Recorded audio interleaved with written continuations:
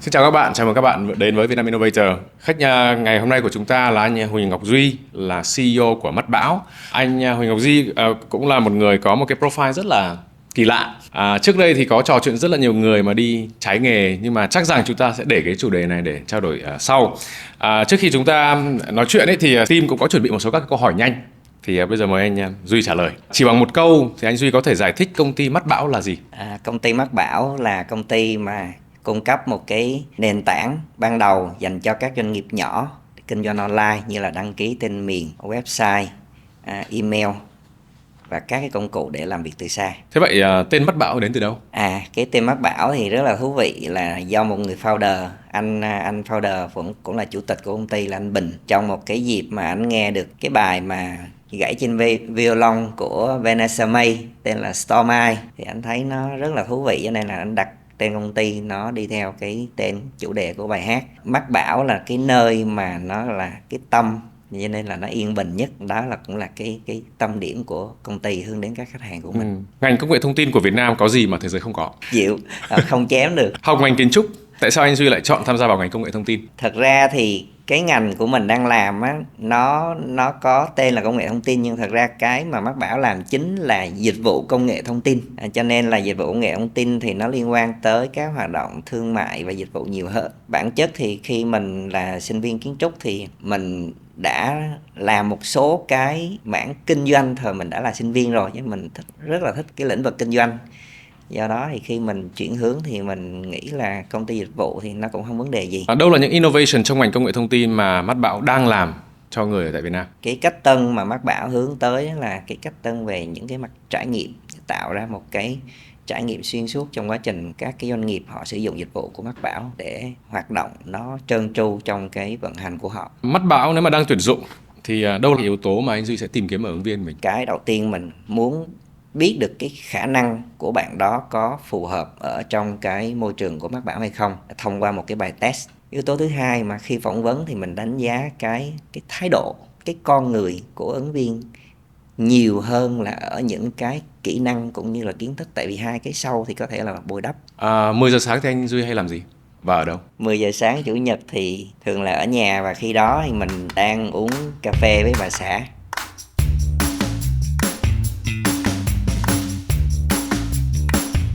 Lúc đấy ngay ban đầu thì cũng được nghe đến một cái profile của anh cũng là sinh viên tốt nghiệp trường kiến trúc. Tuy nhiên là ra thì anh cũng hiện tại đang là CEO và dẫn dắt một công ty liên quan đến một cái mảng rất là khác so với cả những cái gì mình đã học. Hiện nay thì cũng có rất là nhiều người đặt ra câu hỏi là liệu làm cái việc trái nghề thì nó có vấn đề gì hay không, hay là có làm được hay không. Mà đặc biệt là có một số các cái lĩnh vực như kiểu là bác sĩ rồi kiến trúc sư rồi là các thứ nó rất là khó để làm trái nghề. Thì không biết là cơ duyên nào mà tự nhiên anh đang từ cái lĩnh vực đó mà lại nhảy sang một cái mảng tương đối là khác và tương đối là mới.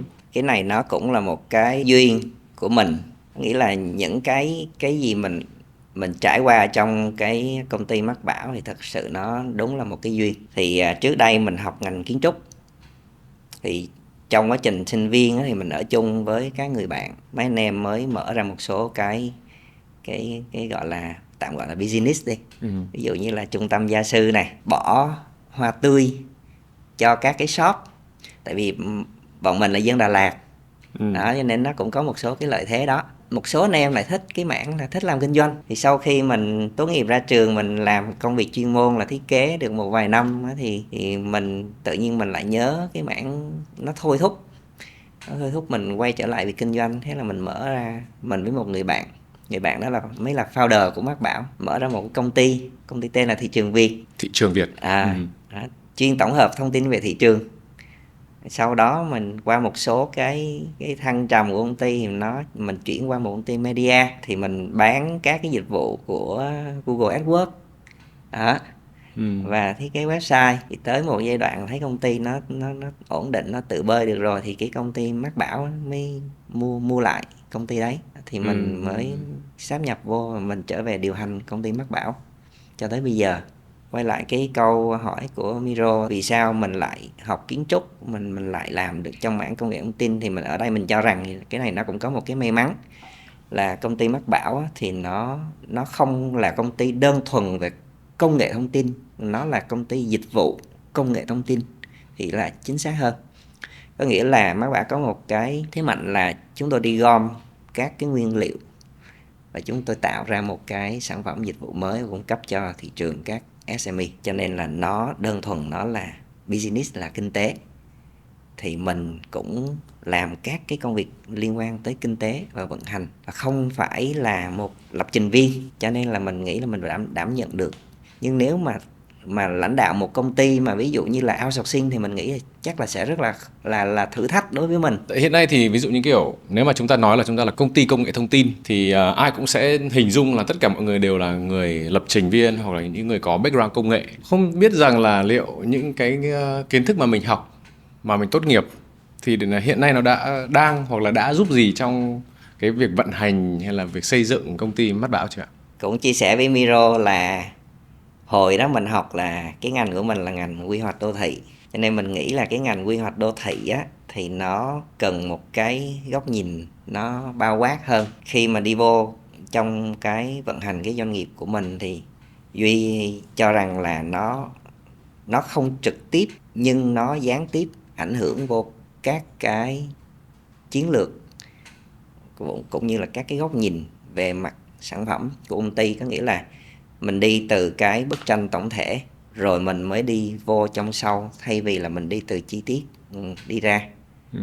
Thì Duy nghĩ là nó có ảnh hưởng ở chỗ đấy. Hiện nay thì chúng ta cũng có rất là nhiều các nói về SME, thì cái thị trường SME thì gần như là các cái doanh nghiệp vừa và nhỏ là đang chiếm đa số ở trên thị trường tại Việt Nam. Mắt Bảo là luôn hướng tới các cái đối tượng này. Tuy nhiên thì không biết là cái sự hiểu biết, cái nhận thức của các cái đối tượng của mình hoặc là khách hàng của mình thì đa số mọi người sẽ sử dụng ví dụ như kiểu Facebook. Nếu mà là cá nhân hoặc là các cái doanh nghiệp nhỏ thì họ sẽ dùng các cái mạng xã hội, Facebook các thứ, mà họ không hoàn toàn chú trọng vào cái việc là có web hay không hoặc là web nó như thế nào. Thì không biết là thường thì anh sẽ gặp và xử lý hoặc là có thể đào tạo cái thị trường nó như thế nào để họ hiểu ra cái độ quan trọng của ví dụ như có một cái web host ở đâu đó được vận hành, được bảo vệ, được protect, thì anh thường hay dùng những cái gì để có thể thuyết phục được họ? Cái mảng dịch vụ này á bây giờ thì nó không còn khó nữa, nhưng cách đây mà 20 năm, có nghĩa là quay ngược về cái thời kỳ mà Mắt Bảo mới được thành lập, thì thật sự nó rất là khó. Người ta cũng không hiểu là tên miền là cái gì đâu, người ta càng không hiểu hosting là gì, nhưng có thể là email người ta hiểu. Nghĩa là giờ nhiều khi mình nói là ok, lên Facebook đi, mà nếu như một người nào đó họ gõ trên trình duyệt thì có nghĩa là họ sẽ gõ vô facebook.com, thì họ hình dung đấy là cái địa chỉ trang web, chứ họ cũng không hình dung đấy là một cái tên miền. Cho nên để nói mà giáo dục thị trường á, thì bản thân một mình Mắt Bảo chắc chắn là không làm nổi. Nhưng ở đây mình cũng có một cái may mắn là cũng có những do cái thị trường của Việt Nam nó khá là lớn, cho nên những cái tập đoàn internet của nước ngoài họ cũng thâm nhập vô Việt Nam khá là sớm. Thì chính vì họ là những người có nguồn lực nên họ làm các cái hoạt động quảng cáo, và thông qua hoạt động quảng cáo thì nó là giáo dục được người dùng. Rồi thông qua các mạng xã hội, người ta ít nhiều ta cũng giáo dục được người dùng, và chúng ta tận dụng các cái kênh gọi là thông tin miễn phí đấy để chúng ta giáo dục người dùng. Thì bản chất là ngoài nói chuyện giáo dục thì nghe nó hơi ghê quá, nhưng bản chất là cái xu hướng vận động của nền kinh tế, thì doanh nghiệp họ cũng muốn làm ăn tốt hơn. Thì khi họ chuyển đổi lên online thì họ thấy ok, chuyển đổi lên online là rõ ràng là giảm được rất là nhiều chi phí, và cũng như là có được cơ hội tiếp cận nhiều khách hàng hơn. Hay vì trước đây mình ở thành phố Hồ Chí Minh thì mình chỉ bán trong xung quanh đây thôi, nhưng bây giờ mình có thể bán ra cả xuyên biên giới, chứ không nói ở trong phạm vi lãnh thổ của Việt Nam. Thì chắc là Miro cũng biết rất là nhiều công ty họ bán hàng xuyên biên giới ra khỏi lãnh thổ Việt Nam rất là thành công, doanh thu rất là lớn cơ, là cả chục triệu đô một năm cơ. Thì bây giờ giữa cái cạnh tranh giữa các cái nền tảng, ví dụ như là mạng xã hội miễn phí bán, nhiều khi người ta bán trên Facebook bằng một cái status thôi là đã bán được hàng rồi. Như vậy thì lý do nào để khuyến nghị khách hàng là ok, anh bán trên đó tốt rồi, nhưng có cách còn tốt hơn nữa, và nó tổng hợp lại nó sẽ tạo ra một cái hiệu quả to lớn hơn là anh chỉ bán trên một kênh. Và để nó giảm rủi ro thì đó chính là cái kênh anh phải có những cái địa chỉ riêng, có tên miền riêng, thì sẽ có một cái địa chỉ email riêng, có địa chỉ email riêng thì nó vẫn tin cậy hơn là anh dùng một cái địa chỉ email dùng chung miễn phí, ví dụ như là Hotmail, Yahoo hoặc là Gmail. Dù gì thì nó cũng là mail miễn phí. Nhưng ví dụ như mail là miro.vn, a.miro.vn thì nó sẽ rất là khác biệt. Đó là một cái lý do thứ nhất người ta nên dùng theo một cái tên miền riêng cho một cái công việc kinh doanh của mình. Cái thứ hai là khi mà anh xây dựng một cái hệ sinh thái bao gồm cả website này nọ đấy, mà do anh sở hữu thì anh quản lý được cái rủi ro về cái chuyện là kinh doanh trên đất của người khác. Ví dụ như là ok, bây giờ tôi bán trên Facebook, tôi bán trên Shopee vẫn đang rất là ổn. Tuy nhiên thì là do chợ người ta lập cho nên người ta có thể đóng. Và nếu như bạn không tuân theo luật chơi của người ta, hoặc là người ta có cái gì đấy nó không, giữa bạn với họ nó có độ chênh, thì người ta có thể là không có dung nạp bạn được. Thì như vậy đó là một cái rủi ro thứ hai. Như vậy đó, tổng hợp các cái rủi ro và cái chi phí anh bỏ ra để đầu tư, mình nghĩ là nó đáng để đầu tư, để anh giảm cái thiệt hại rủi ro. Giống như câu chuyện chúng ta mua bảo hiểm thôi, có nghĩa là bây giờ mình có nhu cầu về bảo hiểm một cái rủi ro gì đấy thì mình phải đầu tư, để khi nó có rủi ro thì người ta bồi thường cho mình. Nhưng ở đây câu chuyện của đây là business, thì hoàn toàn các cái dữ liệu đấy mình xây dựng. Thật ra trong cái xây dựng để mình lôi kéo khách hàng đến cái gian hàng của mình đi, mình tạm gọi vậy, nếu gian hàng đó là của mình thì những gì mình đầu tư ra nó đem lại các cái traffic cho cái website, và mình làm ví dụ các công đoạn bỏ tiền quảng cáo, SEO, PR, marketing các kiểu, nó đáng hơn là chuyện là ok chúng ta quảng cáo cho chính cái gian hàng mình nhưng mà ở trên một cái sàn thương mại điện tử. Chứ lỡ một ngày đẹp trời nào đó là mình không còn thấy gian hàng đó đâu nữa, và chuyện đó là đã thấy rồi. Đặc biệt là các cái group cũng như fanpage ở Việt Nam hoặc các cái tài khoản ở Việt Nam là đã từng bị là Facebook người ta cấm. Nó có rất nhiều lý do, nhưng đó là một trong những cái rủi ro mình nghĩ là mình sẽ tập trung vào đấy. Đúng là nghe anh Duy thì bây giờ đang hình dung ra, tại vì là thời gian vừa rồi cũng bắt đầu đi khám phá ẩm thực, thì có rất là nhiều các cô các bác bán ở vỉa hè, nhưng mà về mặt số lượng khách chẳng hạn một ngày thì lúc mà hỏi thì người ta cũng có 500 khách một ngày chứ không phải là ít, mà nó chỉ là vỉa hè và bàn ghế nhựa thôi. Tuy nhiên là những cái người này, đối với cả những người đó thì người ta ví dụ mạng xã hội cũng dùng một cái tương tác rất là đơn giản, và họ đã quen dùng như thế rồi, thì gần như là mọi thứ mà họ đưa lên đấy muốn dùng cái đó để làm thành một cái gian hàng của mình thì có vẻ như là đang là dễ hơn. Tuy nhiên là đấy mà bây giờ chúng ta nói về cái việc phải làm website, vận hành cái website đấy nó là một cái việc khác nữa rồi. Xong rồi là mình sẽ phải làm quen với cả tương tác ở trên đó, thì liệu cái đấy nó có phải bị khó quá hay không? Thì thật ra thì theo như cái quan điểm cá nhân của mình thôi, thì mình cho rằng là không phải là ngành nghề nào mình cũng phải làm website, không cần thiết phải như vậy. Nhưng nếu như mà anh hướng tới một câu chuyện là bền vững, tại vì ở đây mình nói tới cái chuyện là khách hàng quay lại, cái tỷ lệ mà người ta quay lại nó rất là quan trọng. Mình xây dựng một cái gì đó nó của mình thì nó sẽ dễ động lại hơn trong cái tâm trí. Tiếp theo thì về nói cái chuyện tiếp cận khó, thì thật ra thì cái gì mình nghĩ là nó cũng có cái thời gian sử dụng nhất định để nó tạo thành thói quen. Nếu như khi mà nó đã tạo thành thói quen rồi thì nó không khó nữa. Giống như trước đây thì mình dùng một số cái thiết bị, tất cả các thiết bị mình đã từng dùng, ví dụ như nói ví dụ như là điện thoại đi, thì dùng Android chuyển qua iOS cũng cần phải học, hoặc là ngược lại. Cho nên mình nghĩ là cái đó nó không phải là rào cản lớn, mà có thể là do cái chuyện là các cái nền tảng hiện tại nó quá thuận lợi, và hơn hết là nó miễn phí. Có nghĩa là miễn phí là đánh vô cái gọi là cái túi tiền tức thời, lợi ích tức thời của người dùng, cho nên là nó sẽ được lựa chọn nhiều hơn. Thì mình nghĩ thì ngay cả mình thôi, giờ có cái gì mình thấy hay mà miễn phí mình cũng phải thử trước chứ, thử trước mới có phí sau. Thậm chí mà miễn phí mà ông câu kéo dài được thì là vẫn miễn phí đó. Đúng rồi, về cơ bản nếu mà mình có cái gì đó miễn phí, nó đang tiện lợi thì mình cứ dùng đến lúc nào nó trả phí, đúng không ạ? Rồi sau đấy khi mà trả phí bắt đầu mình tính tiếp. Đấy, thì bây giờ như kiểu là như anh thì là sẽ có cái tư duy là mình sẽ phải đảm bảo làm sao mình quản lý được cái rủi ro này. Số 2 là làm sao mình sẽ xây dựng được những cái gọi là nền tảng bền vững cho cái doanh nghiệp của mình. Thì đúng là cái việc đó là cái việc nó sẽ hơi khó. Nếu mà bây giờ đang nghe chia sẻ thì nó sẽ hơi khó để cho những cái có thể là SME hoặc là công ty nhỏ hoặc siêu nhỏ. thì có thể nó sẽ là một cái việc nó đòi hỏi một cái thời gian, hoặc là một cái trigger. Ở đây là trigger là chẳng hạn là cái chợ đấy nó đóng và nó bắt phải nộp phí chẳng hạn. Khi mà em mới về Việt Nam thì cũng để ý có một số doanh nghiệp họ tương đối cũng lớn, tuy nhiên là nhận các visit thì có là chủ tịch, tổng giám đốc rồi các kiểu, nhưng mà cái email thì vẫn là email của Gmail, Yahoo các thứ. Là một người nước ngoài về thì ở nước ngoài gần như công ty nào sẽ phải có một cái domain của mình, gọi là cái tên miền của mình, và cũng có email có tên miền của mình. Đúng rồi. Tuy nhiên là Việt Nam họ không quá coi trọng cái việc là Yahoo hay không Yahoo, hay là nó là cái gì. Thì không biết là theo đánh giá của anh, ở góc độ của doanh nghiệp vừa và nhỏ như vậy, thì họ hay cho rằng là chưa cần, hoặc là đang cái đấy không phải là cái cần thiết, hoặc là nó là lúc nào to đủ lớn rồi là các thứ mới sẽ cần. Thì không biết là cái góc độ nhìn nhận của anh như nào về cái việc này. Thực ra thì câu chuyện mà Miro vừa chia sẻ là rất là đúng, chính xác luôn. Hiện tại là cũng không cần cách đâu xa đâu, giờ có thể mình đi ra ngoài đường mình sẽ thấy các cái bảng hiệu còn trưng các cái số của Gmail hoặc là Yahoo Mail rất là nhiều. Thì cái đó nó là vấn đề về nhận thức thôi.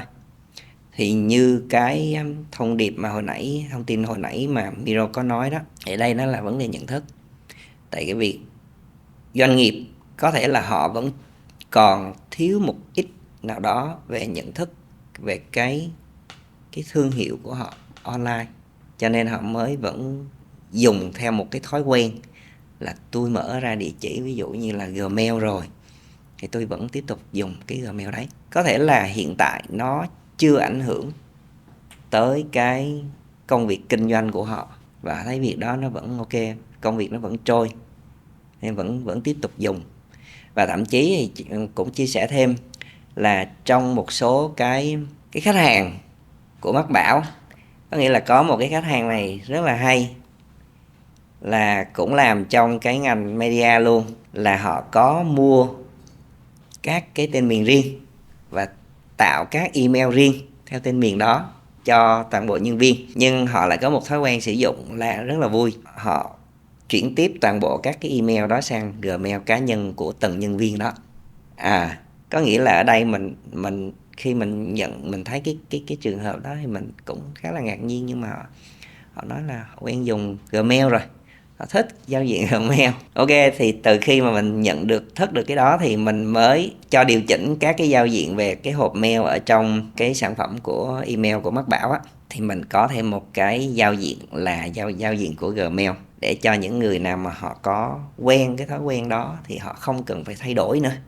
Ok, ở đây Mắc Bảo có sẵn cho anh chị cứ quen dùng vậy, anh chị cứ dùng như vậy, không ảnh hưởng gì vậy, nhưng trên tên miền của các anh chị. Trước đây em có trải nghiệm một công ty mà họ cũng không để ý lắm, nhưng mà sau một cái thời gian vận hành, mình có khách hàng, mình có đối tác, mình có rất là nhiều các cái thứ khác nhau và nó đã liên quan đến cái email của mình rồi. Sau đó thì một thay đổi đó nó là một cả vấn đề, chứ không phải đơn giản là mình move hoặc là mình migrate sang cái là xong, nhưng mà mình phải thông báo khách hàng, thông báo đối tác, là nó là một cái quá trình rất là đau đầu. Thì đúng là như anh chia sẻ là chúng ta có thể là phải coi đó là một cái cơ sở, một cái infrastructure mà mình xây dựng để cho cái tương lai bền vững. Vừa rồi anh chia sẻ là họ vừa dùng cả hai và cái giao diện này nọ ấy, thì bây giờ đang nghĩ đến cái việc là liệu cái phần security thì nó sẽ như thế nào. Vì một doanh nghiệp họ sẽ có rất là nhiều các cái bí quyết kinh doanh của họ có rất là nhiều cái thông tin mật họ có thể trao đổi với nhau, từ hóa đơn đến thông tin này thông tin nọ. Thì không biết là Mắt Bảo đang xử lý những cái phần liên quan đến bảo mật thông tin rồi là privacy là như thế nào? Mắt Bảo rất là quan tâm chuyện đó, chắc chắn. Năm vừa rồi là bên Mắc Bảo vừa hoàn thành các cái chứng chỉ về ISO về chất lượng cũng như là an toàn thông tin 9001 với lại 27001. Nhưng cái mấu chốt là mình có những chứng chỉ đó rồi, mình quan tâm, nhưng cái mình thực sự thực hiện nó như thế nào, nó mới là cái lõi của vấn đề. Tại sao những cái doanh nghiệp lớn, ví dụ như mình nói doanh nghiệp lớn toàn cầu luôn, số 1, số 2 đây, Microsoft hoặc là Google, nghĩa là khi chúng ta dùng cái dịch vụ của họ, chúng ta rất là yên tâm là họ không có làm tầm bậy. Thì chính cái chuyện đấy là chuyện mà Mắc Bảo học để tạo cho khách hàng cái niềm tin nó tương ứng như vậy. Ngoài cái chuyện chúng tôi phải thực hành về ISO thì chúng tôi cũng phải đưa đến cho các bạn các cái trải nghiệm, và để các bạn phải tự cảm nhận là các bạn đến đó với Mắc Bảo thì các bạn an tâm. Tại vì ở trong Tâm Bảo thì mình phải cố gắng mà. Trong Tâm Bảo thì nó yên bình, nhưng phải làm sao chúng ta phải vận động ở bên ngoài để ở bên trong nó vững tâm. Thì cái đó là cái thương hiệu mà anh em Mác Bảo cố gắng để xây dựng.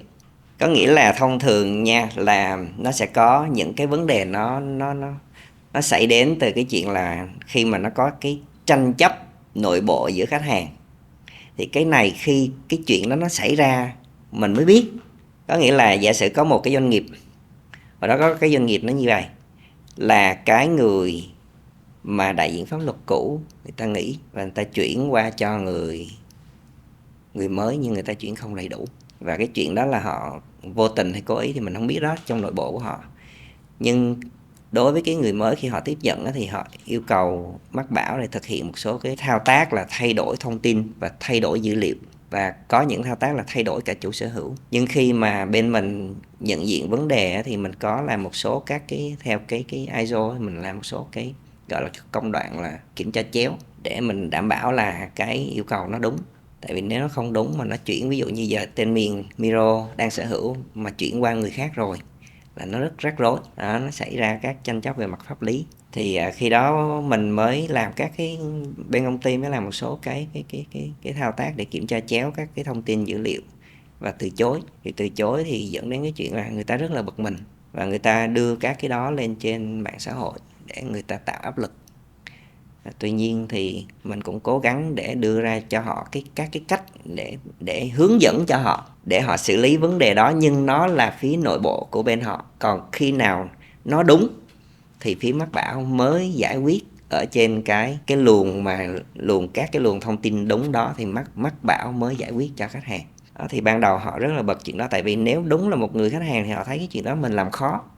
Nhưng có những chuyện là ông hiểu là nếu như mình không làm đúng chứ không phải làm khó thì dẫn đến các sai sót về sau, và mình rất giải thích cho họ hiểu, thì cái chuyện đó là không vãn hồi được. Thì đó là một trong những cái ví dụ mà mình làm về chuyện liên quan tới an toàn bảo mật cho khách hàng. Nếu mà nói vậy thì đúng là sẽ yên tâm hơn. Nếu mà giả sử như là em là một doanh nghiệp mà muốn lập email, lập domain, và mình cũng sẽ phải đảm bảo an toàn là cái việc là yên tâm mà không ai đọc email của mình chẳng hạn, hoặc là ai đó có thể là vào được email của mình, thì đó là những cái mà tất cả các cái doanh nghiệp thường họ sẽ rất là lo. Và thông thường là như anh cũng chia sẻ là họ sẽ dùng rất là nhiều kênh khác nhau để họ chia sẻ các cái dữ liệu, ví dụ như kiểu các cái nền tảng chat rồi là các cái thứ, thì họ đang dùng cái đấy để trao đổi. Thì hiện nay thì khách hàng, anh cũng nói bảo khoảng 300.000 là khách hàng của Mát Bảo. Thì trong đấy thì là cái tập khách hàng của mình nó đa số như thế nào, lĩnh vực gì, số cá nhân thì liệu mình có những cái số lượng đấy không để hình dung được xem là cái độ phủ của Mát Bảo đang là như thế nào? Thật ra thì cái mảng về cái mảng mà Mát Bảo đang kinh doanh thì nó phục vụ cho, mình có thể nói là phục vụ có thể là cho toàn bộ những người có nhu cầu kinh doanh online. Tại vì tên miền thì bây giờ nó quá là phổ cập rồi, email cũng quá phổ cập rồi, ai cũng có địa chỉ email cả. Thì để có địa chỉ email theo tên miền riêng thì bắt buộc anh phải có tên miền riêng. Cho nên là ở đây thì mình cũng không thống kê theo ngành nghề, gần như ngành nghề nào nó cũng phù hợp. Tuy nhiên thì mình vẫn có những cái phân khúc khách hàng rất là cụ thể. Tại vì Miro cũng có thể thấy là cái giá thành mà Mát Bảo cung cấp ra trên thị trường hiện tại có thể nói là đang ở mức là cao. Tại vì mình hướng tới cái tập khách hàng là hướng đến chất lượng cao và hướng đến được một cái trải nghiệm toàn vẹn, cũng như là cái liền mạch trong dịch vụ. Nếu mà trước khi ta đi tiếp thì như thế nào là chất lượng cao, như thế nào là khách hàng chất lượng cao? Mình có thể định nghĩa chất lượng cao thì là mình dựa vô các cái gọi là cái tiêu chuẩn thị trường ở Việt Nam. Ví dụ như là nếu mà nói đến cái tốc độ truy cập trên website chẳng hạn, ví dụ như là tiêu chuẩn thị trường, ví dụ như là nó là 5 giây thì mình thấp hơn 5 giây thì là mình tốt hơn. Đó là về mặt chất lượng.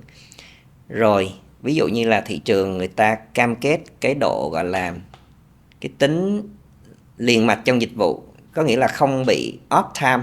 Có nghĩa tính uptime của nó là ví dụ như là 99% hoặc là 99.5, thì ở Mát Bảo thì mình cam kết cái đó nó tốt hơn, là ví dụ như là nó 99.9. Có nghĩa là một tháng anh được phép là hệ thống là downtime là ví dụ như tối đa là 43 phút. Nhưng thực ra đó là cam kết thôi, nhưng mình phải làm tốt hơn cả cái mức cam kết nữa thì mới giải quyết được cái bài toán về cái tính liền mạch của nó. Tại vì nếu giả sử mà hình dung một cái trang web Miro đang sở hữu đi, mà Miro kinh doanh chính ở trên đó mà cứ một tháng nó sụp 43 phút á, thì là Miro cũng gọi điện tới Mác Bảo than phiền rất là dữ, thậm chí là còn chuyển dịch vụ đi. Nhưng mà cái đó là cái mức cam kết, và một cái nhà cung cấp dịch vụ như Mác Bảo mà đã xác định mình là chất lượng cao thì mình phải làm tốt hơn cả cái cam kết đó nữa.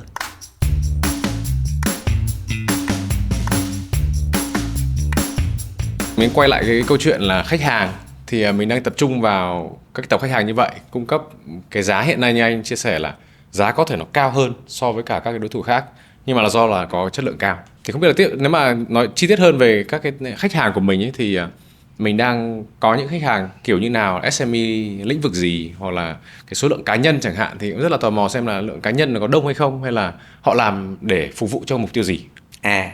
Về cá nhân thì là rất là thú vị nha, là cái số lượng khách hàng cá nhân của Mác Bảo nó lên tới 65% lận. 65%. 65%, ví dụ như trong 300.000 mà nhân lên 65% đấy, thì nó đâu đó cũng khoảng cỡ chừng 180.000 đấy, khoảng đấy. Mà phần lớn khách hàng là nằm trong, các khách hàng cá nhân thì nằm trong cái độ tuổi là từ 25 cho tới 35 là rất nhiều. Bây giờ các bạn trẻ rất là ý thức được cái gọi là online presence, nghĩa là cái hiển thị, cái xuất hiện ở trên nền tảng internet. Và những cái gì mà Mác Bảo cố gắng gọi là innovation thì xoay quanh cái chuyện là experience innovation. Nghĩa là cái trải nghiệm từ lúc mà mình đăng ký đến cái lúc vận hành. Thông thường thì không biết là nếu mà nói về gọi là khách hàng quay trở lại, nghĩa là reoccurring customer, thì bên mình thì đang, ví dụ nếu mà một khi mà em đã đăng ký với anh chẳng hạn với Mác Bảo, lý do gì mà em sẽ phải đổi provider, hay là sau thời gian bao nhiêu lâu thì đổi hay không nên đổi, hay như thế nào? Thì cái lý do nào để họ dùng tiếng Mác Bảo hay họ chuyển đi thì mình thấy như thế này: nếu công việc kinh doanh không thuận lợi thì người ta sẽ dừng hoặc chuyển đi nếu có nhà cung cấp mới giá rẻ hơn, chi phí rẻ hơn. Có nghĩa tới những cái giai đoạn mà cần phải cắt giảm chi phí thì buộc phải cắt giảm chi phí thì họ vẫn có thể chuyển. Nhưng khi mà mình làm về cái tỷ lệ đó thì mình cũng đo lường luôn. Thì mình cũng thấy một con số rất là thú vị là những người mà họ chuyển đi á thì họ chuyển lên những cái ông có nền tảng cao hơn. Ví dụ như là mình nói như về lưu trữ đi, thì Google họ có Google Cloud hoặc là Microsoft Azure, thì họ chuyển lên những nền tảng như vậy thì ok, như vậy rất là mừng. Có nghĩa là khách hàng của mình họ phát triển chứ không phải là họ đi xuống. Còn lại thì những cái người mà hoàn toàn không gia hạn thì gần như là doanh nghiệp của họ có vấn đề thật sự. Còn đối với một cái tổ chức cung cấp dịch vụ thì nó cũng nằm trong cái thói quen, có nghĩa là anh dùng quen rồi thì thật ra nếu dịch vụ mà nó ổn, anh cũng không có lý do gì để phải chuyển đi cả. Thì phía Mác Bảo thì cái tỷ lệ mà người ta gia hạn nó không có đạt cái mức 68-70%, nhưng mà các năm gần đây nó đạt lên mức đó thì do cái cách mình thay đổi lại cái cách tiếp cận. Nghĩa là khách hàng họ bị quên và họ không nhớ luôn, tại vì cái dịch vụ ở Mác Bảo nó cũng đặc thù là dịch vụ quay lại hàng năm chứ không phải là hàng tháng hoặc là hàng ngày. Do đó thì mình có thay đổi cái cách tiếp cận lại là để giúp cho khách hàng không bị quên nữa. Và cách thứ hai là mình giúp cho khách hàng, thay vì hàng năm ông mới quay trở lại thì tôi đưa ra những cái lý do để anh có lý do anh quay trở lại cái trang web hoặc là cái nền tảng mà cái platform mà để quản trị các cái dịch vụ, quản lý các dịch vụ nó thường xuyên hơn. Không biết là anh liệu có được phép chia sẻ là cái cách đấy là cách gì không? Vì cũng khá là thú vị, vì cái ngành lĩnh vực này thì đúng là một năm mình trả một lần thì mình cũng không quan tâm, là mình không sẽ vào cái admin platform rồi mình kiểm tra rồi là chơi hoặc là xem cái gì trong đấy cả, không có lý do gì cả. Đúng, chính xác. Thì đúng như anh nói là cái việc quên thì nó là cái việc rất là bình thường, và cái việc đó là cứ một năm, ví dụ như kiểu là Netflix, em mua Netflix cả năm, hay là YouTube các thứ mình có thể mua cả năm và mình trả tiền một lần thôi, và sau đấy nó cứ nhắc mình thôi. Thì không biết là anh làm cái gì, bằng cách nào để có thể mọi người quay lại nó nhiều hơn là một lần một năm? Thì mình phải tìm ra cho họ một cái lý do. Bây giờ mua tên miền thì có lý do gì để quay lại nếu như chưa tới hạn. Phía bên mình mới tạo ra một số cái lý do. Trong đó nó có những cái là, ví dụ như là thật ra tên miền, cái chuyện mà anh đăng ký cái tên miền nó chỉ là bước đầu thôi.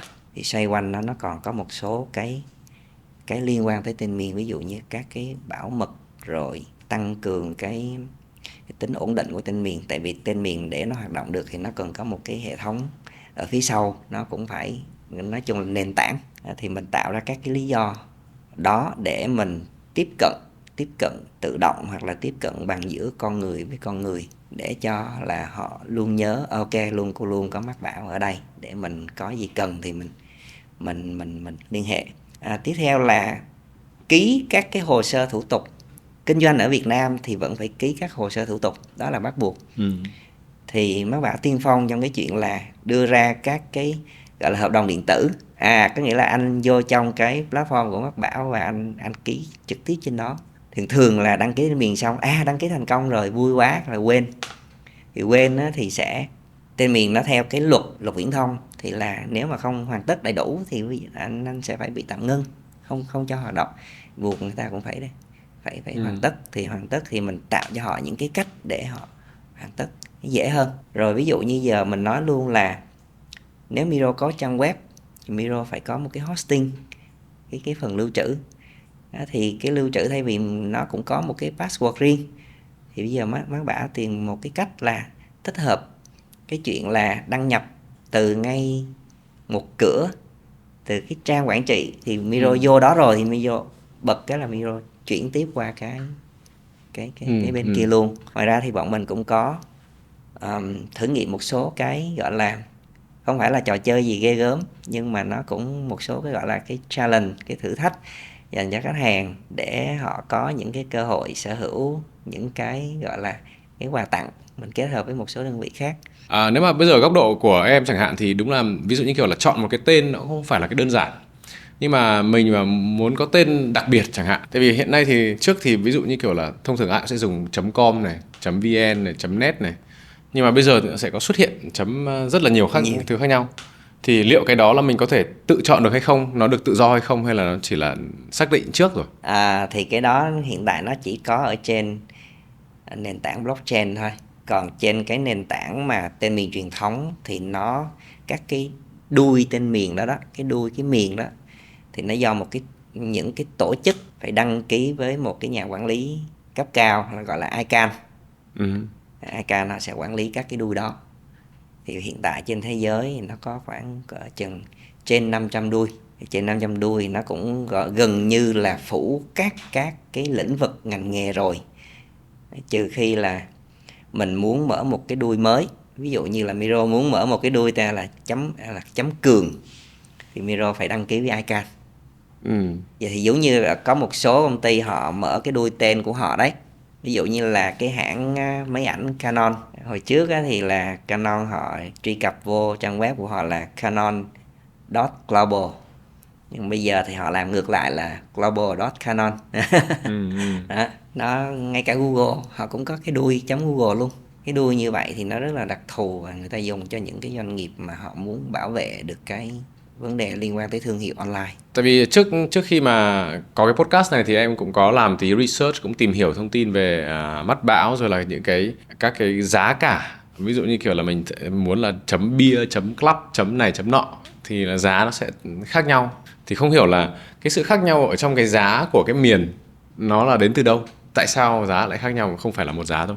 Cái giá của các cái miền đó thì mình hình dung nha, một cái miền là do một cái, ví dụ như là cái miền .cường thì do Miro quản lý, miền ví dụ như ABC ví dụ như do mình quản lý, thì mỗi người quản lý đó họ sẽ quy định một cái mức giá, họ đăng ký một cái mức giá khác nhau tùy vào cái tập khách hàng họ muốn hướng tới. Em thì là cá nhân thì mở một cái trang website như vậy thì nhưng mà vẫn là cá nhân, thì bây giờ mua một cái domain, mua cái miền, làm cái email, nhưng mà sau đấy mình lại không phải là có background công nghệ, thì mình cũng sẽ cần một cái trang website. Thì bây giờ sau đấy thì mình lại cần email, thì không biết là lúc ấy liệu Mác Bảo có hỗ trợ được hay không, hay là lại phải thuê một bên khác họ lại làm giúp mình cái việc này, nghĩa là domain mình xong rồi thì mình lại phải gọi một cái đội mấy anh em nhảy vào hỗ trợ xây dựng web rồi là làm email các thứ, thì liệu nó có tiện lợi không? Cái này thì hồi xưa thì là nó sẽ khó, bây giờ thì nó dễ.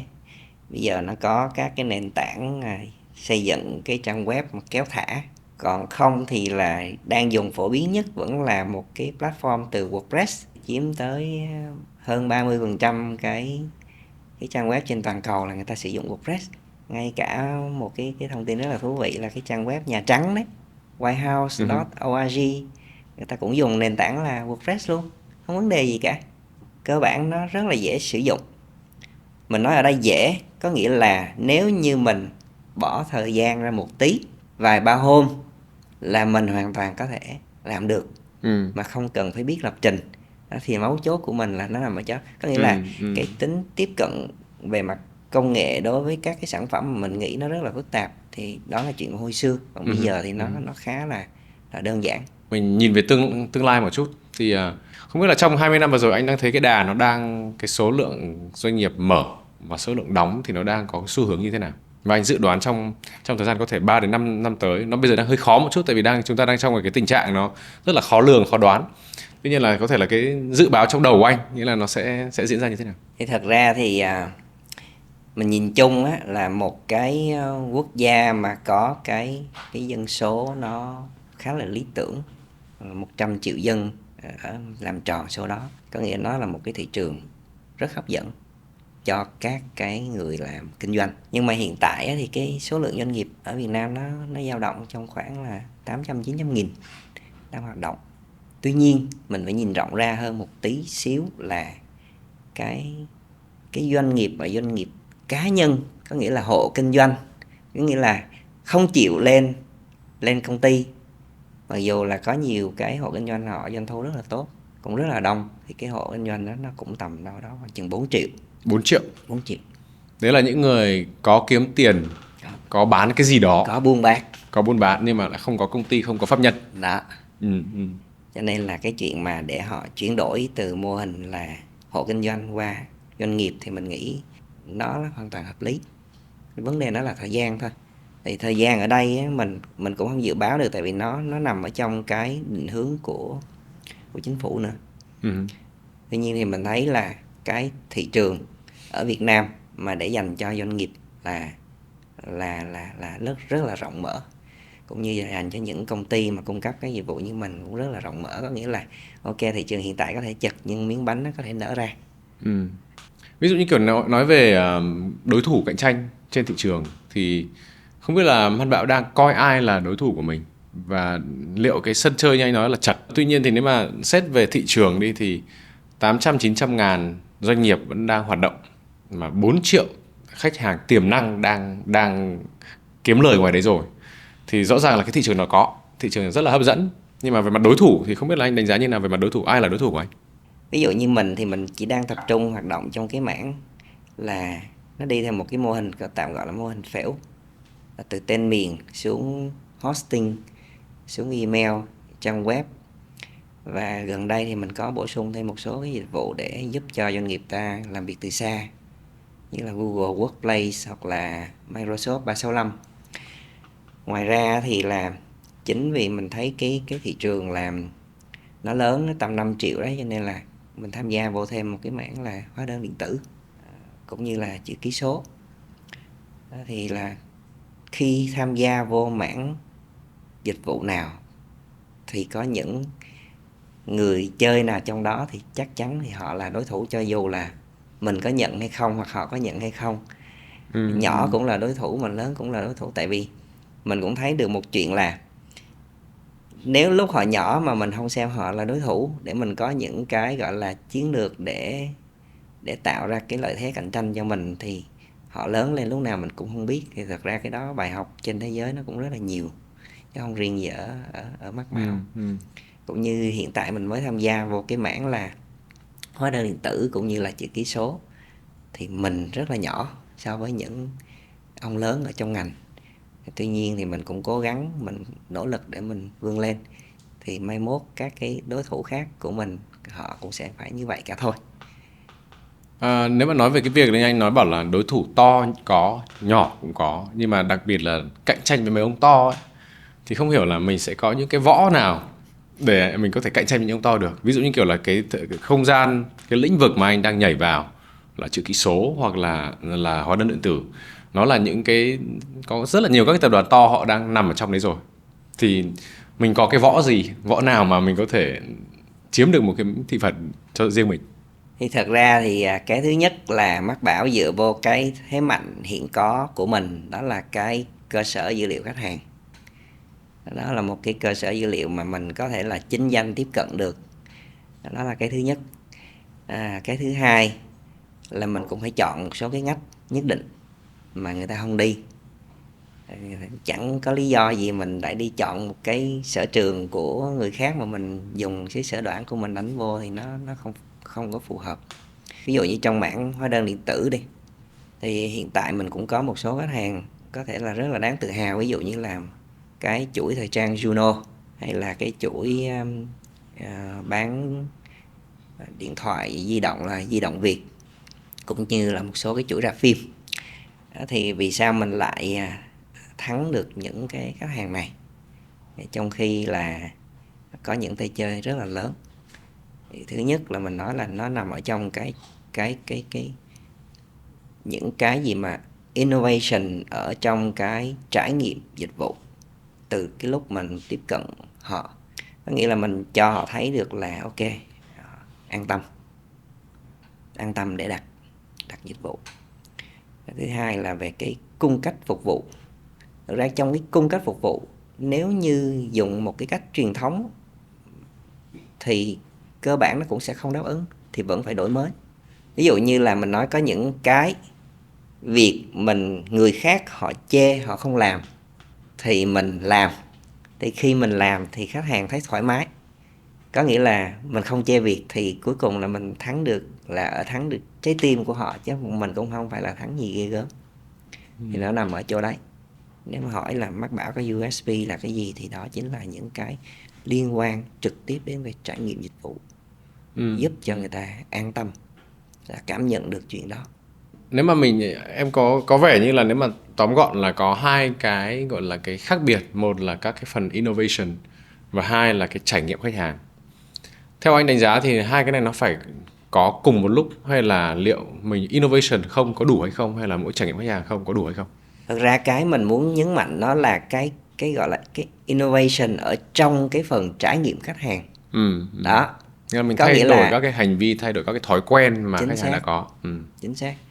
Ví dụ như mình có thể kể ra một cái số cái cách mình làm. Ví dụ như là Miro đăng ký một cái dịch vụ ở Mác Bảo. Đối với các nhà cung cấp khác trong thị trường, người ta có thể là để cái hệ thống tự động chăm sóc Miro.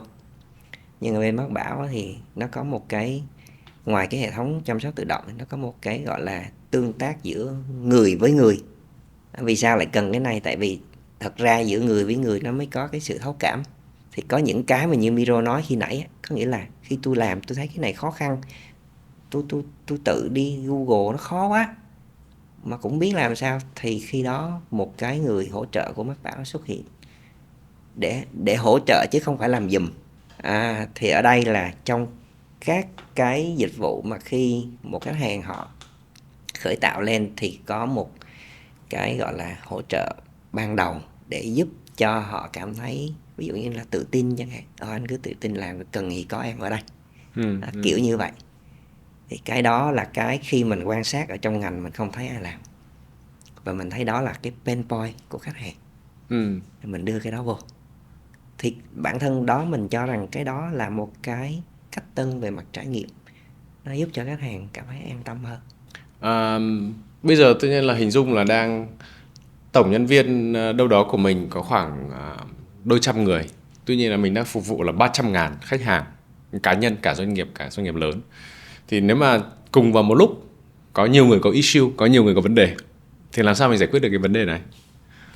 Thì có liệu rằng là nếu mà chúng ta đang hướng tới là 5 triệu khách hàng thì cái số lượng nhân viên của mình sẽ là phải bao nhiêu để đáp ứng được, để đảm bảo được cái trải nghiệm khách hàng nó tốt nhất? Cái này thật ra đây là một cái phần rất là thú vị. Thì trước đây nhân lực của Mác Bảo nhiều hơn. Trước đây nhân lực của Mác Bảo lên tới 400 người cơ. Nhưng mình thấy người đông cũng không giải quyết được các cái mấu chốt mà của khách hàng. Thì ở đây mình mới phân ra các cái loại. Thứ nhất là các cái vấn đề nó thuộc các cái loại nào.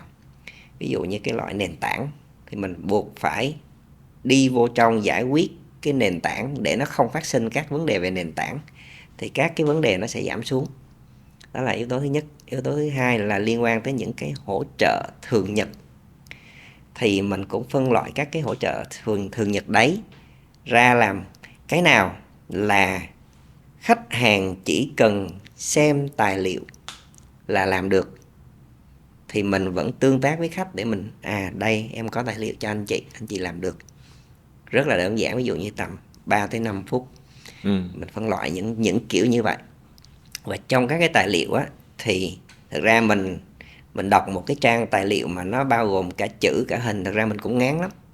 Cho nên là lúc nào mình cũng yêu cầu là kèm thêm video.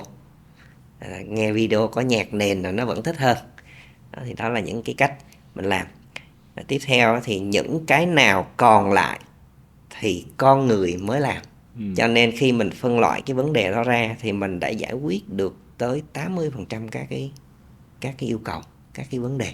Nghe có vẻ dễ, nhưng mà để mình thiết kế được một cái lộ trình, thiết kế được một cách xử lý như này thì nó cũng rất là khó. Tại vì nếu mà hình dung ra bây giờ chúng ta đang hướng tới 5 triệu khách hàng cơ mà, thì để xử lý được các cái vấn đề đó thì thói quen của người Việt hoặc là thậm chí là bên châu Á là mình sẽ không chăm chỉ đọc. Nếu mà có những tài liệu thì mình sẽ không đọc, và mình sẽ ngay lập tức gọi ai đó để người ta chỉ dẫn luôn. Chính xác. Và có lẽ không phải chỉ mỗi Việt Nam hay là châu Á không, nhưng mà các nước ngoài cũng vậy. Có rất là nhiều cái phim chắc anh có xem là hay gọi đến tổng đài mà tắt đi bật lại thì là một cái đơn giản nhất, đúng không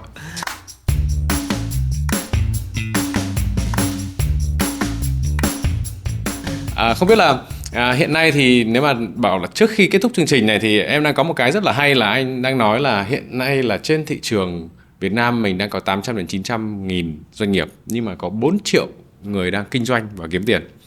Nếu mà anh có cơ hội là bây giờ 4 triệu người đó đang xem chương trình này, thì anh sẽ nhắn nhủ cái gì, anh sẽ gửi thông điệp gì đến với họ để họ tiếp tục kinh doanh hoặc là để họ thay đổi cái gì đó? Thì ở trong cái câu mà không phải slogan, một cái tagline của Mác Bảo là Go Online, Go Success, thì mình cũng chỉ muốn nhắn là nếu có thì anh đang kinh doanh thì anh nên buộc phải kinh doanh online, buộc phải có thêm một cái phần online nữa. Đó là chắc chắn. Tại vì chúng ta thấy rồi, bây giờ một cái chị bán xôi, chị hoàn toàn có thể mở một cái gian hàng trên GrabFood hoặc là Shopee Food. Đó, thì không có lý do gì là những người khác họ không làm được chuyện đó, cho dù là bất cứ nền tảng nào, cho dù anh có mua tên miền hay không, anh có sở hữu một trang web hay không, thì nếu anh chưa online thì anh buộc phải online, không còn con đường nào khác. Như là thông điệp rất là ngắn gọn là nếu mà không online thì hãy lên online. Đúng. Rất là cảm ơn anh Duy hôm nay đã dành thời gian đến chia sẻ câu chuyện của mình, và đặc biệt là cái câu chuyện là một là cái rất là hay là cái phần trái nghề là một cái rất là hay, và những cái cách mà mình xử lý trong cái lĩnh vực khá là truyền thống, nhưng mà mình đã có những cái innovation, có những cái đổi mới sáng tạo để mình thay đổi trải nghiệm khách hàng và đồng thời là hỗ trợ và cung cấp các cái dịch vụ chất lượng cao nhất. Chúc cho Mác Bảo có nhiều thành công trên con đường của mình, và sẽ có rất là nhiều người tham gia cái không gian online để Mác Bảo có thể hỗ trợ. Cảm ơn Miro, cũng như là cảm ơn các quý các thính giả đã chú ý lắng nghe. Có những hành trình được xây nên từ nhiệt huyết, có những cơ hội khơi nguồn từ sự tận tâm, có những con người luôn đồng hành vì một mục tiêu chung, và có những giá trị không ngừng phát triển. 20 năm, một hành trình, công ty cổ phần Mác Bảo luôn mong muốn mang đến cho khách hàng các giải pháp chuyển đổi số hàng đầu Việt Nam và vươn tầm quốc tế. Được thành lập từ năm 2002, chúng tôi luôn tâm niệm khách hàng là mục tiêu phục vụ. Trong suốt hành trình 20 năm hoạt động, từ một nhà đăng ký tên miền trong nước, chúng tôi đã phát triển nhiều sản phẩm, nhiều dịch vụ hơn, ngày càng khẳng định và củng cố lòng tin đến những đối tác và khách hàng.